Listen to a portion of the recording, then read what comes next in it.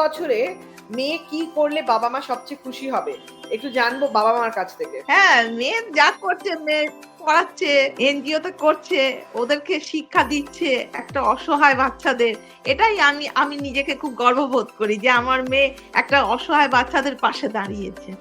এটা আমার খুব ভালো লাগে। কি বলছে? আমার তো ওকে করে কাজকর্ম করে খুব ভালো লাগে, ওর বাচ্চাদের খাওয়ায়, বাচ্চাদের সবকিছু ভালোবাসে, এইটাই আমার কাছে খুব ভালো লাগে আমার করতে এইটা।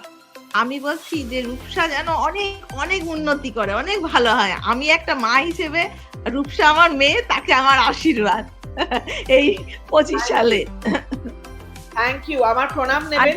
আমি এই যে হাতের কাজ, আমার এই হাতের কাজ যদি না করি আমার রাত্রে ঘুম হয় না।